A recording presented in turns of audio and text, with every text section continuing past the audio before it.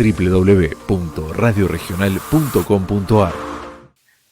Ahí esto tiene que ver con la cuestión orgánica, que es compleja. Siempre decimos que no hay enfermedades, sino hay enfermos. Y esto también es fundamental entenderlo así. No todos los tratamientos son iguales para todas las personas.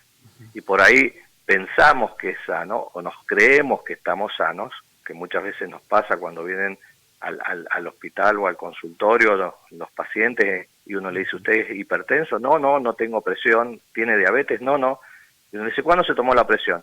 Y a ver, sí, hace 4 o 5 años. Claro. Y análisis se ha hecho de glucemia, de azúcar, y no, la verdad que no, la última vez que me hice ha pasado muchísimo. Entonces no sabe si tiene diabetes, no sabe si es hipertenso. Por eso es tan importante hacerse periódicamente, una vez al año, por debajo de los 50 años, estos controles. Entonces hay otros aspectos genéticos que no nos enteramos si tenemos esta vulnerabilidad hasta que nos pasa. La vacuna lo que hace es estimular al sistema inmunológico de aquel que ha sido inoculado, que la ha recibido. Ahora, esta respuesta inmunológica es muy personal, depende de cada uno de nosotros. Cómo está nuestro sistema, si estábamos tomando alguna medicación, por ejemplo el uso de corticoides u otro tratamiento, disminuye la respuesta inmunológica. Entonces, estos son aspectos importantes. O patologías que a veces desconocemos, de tipo reumáticas u otro tipo de patologías, también nos hacen más vulnerables. Entonces, entender que la vacuna tiene una efectividad, pero que el complejo va a depender no solamente del tratamiento, sino de la cuestión genética individual de cada uno de nosotros, que nos hace más o menos vulnerables. Como hay otros que no tienen vacuna, no tienen nada, y se infectaron y no tuvieron ningún síntoma. Eso también es en esta campana de Gauss, que es lo estadístico, que la gran mayoría está en la media, y es cuando hablamos de esta media. Pero en un extremo están los más vulnerables y en el otro los más resistentes, que son las excepciones, en más o en menos, que nos hacen que tener una mayor o menor posibilidad de poder enfrentar de distinta manera la enfermedad. Entonces, cuando hablamos de estos tratamientos, hablamos de la media, de la mayoría, y que acá uno puede hacer estos cálculos y observarlos, y así se hizo en la fase 3 de investigación, y se está haciendo hoy en la fase 4, que es esta aplicación en miles de millones de pacientes, que tenemos que aquellos que están vacunados, la probabilidad de que puedan tener complicaciones es mucho más baja. Entonces, uno apuesta a esa probabilidad. Es como el uso del cinturón de seguridad, no es infalible. Ahora, si yo ese uso de cinturón de seguridad lo sumo a ir a menor velocidad, ir más despacio, y tener distintos elementos que se asocien, lo hace más efectivo. Ahora, si yo uso cinturón de seguridad y voy a 120 kilómetros por hora, no hay cinturón que me salve. Entonces, esto es exactamente igual. A la vacuna lo tengo que sumar con una cuestión de buen estado de salud, buena alimentación y, por supuesto, tratar de exponerme a menor carga viral usando barbijo, distancia y ventilación. Doctor, cuando arrancó la pandemia, muchos politizaron el tema del testeo, ¿no? De ir, de no esperar el virus, sino ir a detectarlo en las barriadas y evitar que se expandiera y que se generaran muchos contagios. En relación a lo que usted nos decía, a la alta contagiosidad que tiene puntualmente esta variante, ¿sería conveniente, usted cree, salir a testear, salir a buscar esta variante? Sí, es conveniente. O sea, esto no tiene que ver con la política, politizó. Digo, porque no lo hemos visto en este último tiempo. Sí. Una medida sanitaria. Es como hacer las pesquisas de HIV. No tengo que esperar que el paciente tenga SIDA, es decir, ya la enfermedad, el síndrome de inmunodeficiencia, sino tengo que ir a buscar y detectarlo precozmente, porque cuando lo detecto precozmente el resultado y el tratamiento es mejor que cuando ya apareció el cuadro grave. Y lo mismo sucede con esta infección producida por el SARS-CoV-2. Yo tengo que ir a buscar los casos, porque si yo los busco, lo detecto, lo aíslo, como pasó por ejemplo con este caso de la variante Delta que llegó, que se la detecta y se la aísla, y eso evita que los contactos que puedan haber estado con esta paciente no se hayan contagiado. Y esto es lo que se busca. Por eso aquellos países que han tenido una campaña amplia de pesquisa y aislamiento, los resultados de mortalidad y los resultados de ocupación han sido mejor. Y ahí es la clave que tiene que ver. Son medidas sanitarias que yo se lo pongo en un hecho por ahí mucho más conocido y antiguo, que es como para el HIV-Sida. Claro. Hacer estas campañas de pesquisa que uno permanentemente insiste en hacer estas pesquisas amplias para hacer detección. Así lo detecto y lo trato. Y en este caso lo detecto y lo aíslo y estoy atento a pesquisar ante el mínimo cambio para hacer algún cuidado específico, y si yo lo detecto antes, evito las complicaciones severas que pueden requerir después ingresos a hospitalarios o terapia intensiva. Pero no se ve ese trabajo hoy de campo, doctor. Y ahí sí tiene que ver con las decisiones que se van tomando. Esto son algunas de las cuestiones que se critican en nuestro país. Si vemos la cantidad de testeos que se hace en Argentina y los que se hacen en el vecino país de Chile, Uruguay, ahí vemos la diferencia y los resultados. Perfecto. Lo último, doctor, ¿qué opinión le merece el hecho de que hayan vuelto los chicos a clase? Eso, como le decía, acá lo que tenemos que hacer es que si cumplimos las medidas de protección, se pueden seguir. Es como que nos parece que los hospitales hayan estado funcionando y todo el personal de salud ha estado trabajando. Y vemos que la cantidad de profesionales que han tenido complicaciones es baja. Y la mayoría se han contagiado a veces en actividades no hospitalarias porque uno disminuye los cuidados de control. O sea, las clases se pueden mantener siempre que mantengamos estos cuidados, el uso de barbijo, la ventilación cruzada y tratar que haya menor carga de población en las aulas.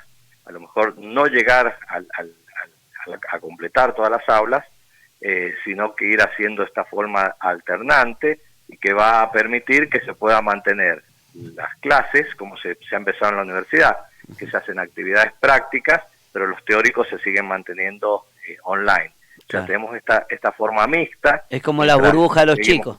Exactamente, seguimos avanzando con la vacunación y por el otro lado permitimos que vayan llegando las condiciones climáticas más favorables, que nos hace mucho más fácil mantener todo abierto, ventilado, y entonces ahí vamos a poder sobrellevar sin problemas cuando tengamos esta ola que va a producir la variante Delta cuando empiece a circular en nuestro país. ¿Y cuándo se espera la ola?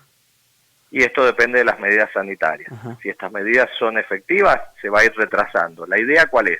Retrasarla lo más que se pueda para seguir vacunando a ciudadanos y seguir permitiendo que las condiciones climáticas sean más favorables, que esté más caliente para que yo pueda tener todas las puertas ya abiertas y ventanas abiertas. Esto es lo que se apunta.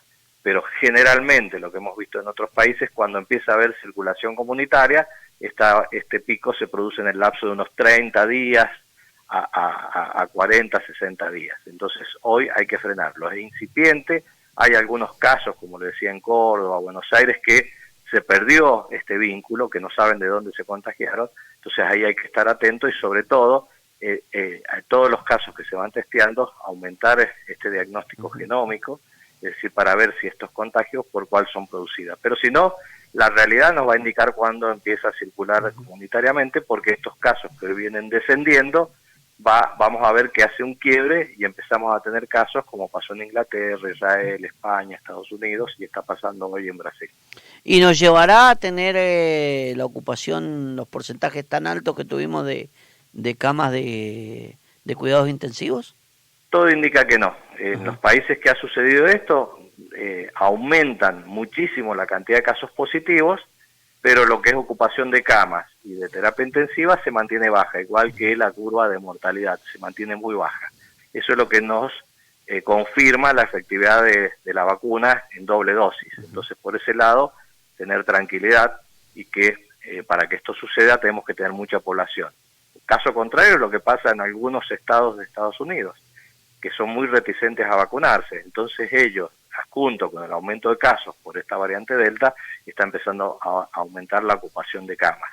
Argentina viene con una muy buena tasa de vacunación, donde los grupos de riesgo por arriba de 50 años vienen superando el 60% que casi en todos los mayores de 18 años, el 60% de primera dosis, y que está casi por arriba del 50% en este grupo de riesgo con las 2 dosis. Entonces, hay que seguir insistiendo en que nos tenemos que vacunar, tener tranquilidad porque esto es seguro y es eficaz, y así se está viendo en todo el mundo, donde ya están terminando de transitar esta ola por la variante Delta, y hasta ahora el resultado es muy, muy bueno, y tenemos la posibilidad, las vacunas que se están usando en nuestro país han demostrado ser efectivas y muy seguras, y que mantienen una respuesta inmunológica sólida, que algunas otras, como la Pfizer, están demostrando que por ahí necesita una tercera dosis. Pero los trabajos que ha hecho Oxford con las vectoriales, como es la de AstraZeneca, la de Sputnik V y la Janssen Janssen, demuestran que dan una mejor respuesta inmunológica. Por suerte son las que se están usando en su mayoría en nuestro país. Tenemos una audiencia enorme acá en la zona este, Sergio, no te quiero robar más tiempo, pero tengo muchas preguntas importantes. La gente me pregunta, me consulta por el tema de las combinaciones, ¿viste que hay cierto temor en esto? No, a ver, la combinación de vacunas ya se estudió y se ha aplicado en Alemania, en Canadá, en Estados Unidos, en España. La misma primer ministro de Alemania, Angela Merkel, tiene combinación de vacunas, tiene primera dosis de AstraZeneca y segunda de Moderna. Es decir, que esto se viene utilizando ya desde hace largo tiempo, y que lo que se ha medido y controlado es que la respuesta es muy sólida, muy buena, porque esto estimula nuestro sistema inmunológico con dos componentes distintos del virus. Uno, proteínas, que lo hacen las vectoriales, AstraZeneca, Sputnik V o Janssen, o la de CanSino, o con el ARN, que es la parte interna, como Moderna o Pfizer. Entonces da mucho mejor respuesta y mucho más amplia. En esta misma base lo hace la Sputnik. La vacuna Sputnik no es nueva, es de 2012, que se usó para otra epidemia que hubo en el Medio Oriente, producida por un coronavirus, el MERS coronavirus.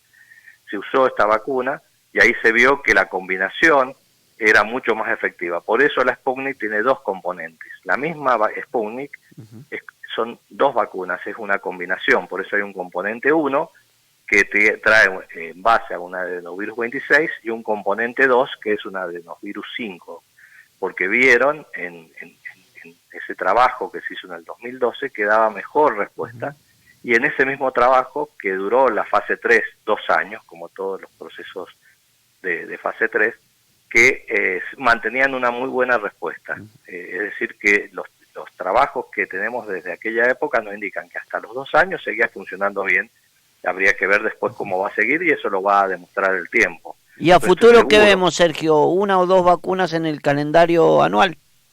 Hasta el momento lo que se observa es que con 2 dosis en estos componentes anda bien, y después se verá si es necesario hacer algún refuerzo o con alguna variación que mantenga. Pero esto lo va a marcar el tiempo y las mediciones que se van haciendo en los pacientes. Para tener una idea, por ejemplo, la vacuna contra la fiebre amarilla se reforzaba cada 10 años, hasta el año 2016, que se vio que mantenía muy buenos niveles a los 10 años, y hoy la vacuna de la fiebre amarilla es dosis única, se aplica una sola vez en la vida.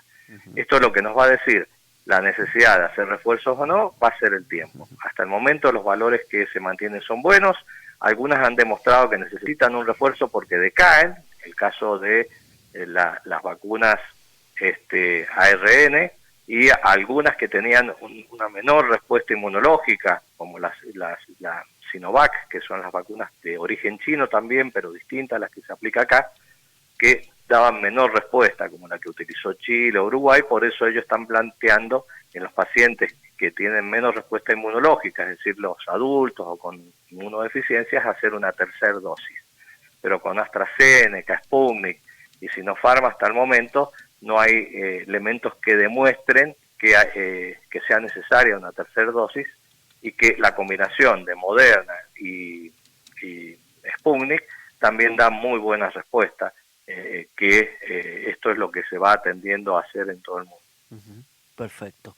Sergio, te agradezco muchísimo, que tengas una muy buena jornada, nos has ayudado mucho con toda esta información, así que muchas gracias.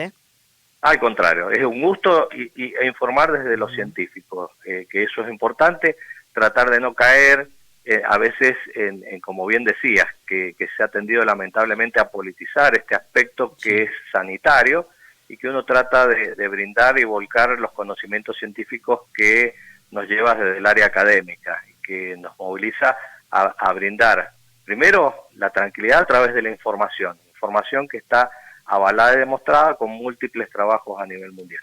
Desde el río Mendoza hasta el Arco del Desaguadero, somos dueños de la información. Somos Regional 106.9.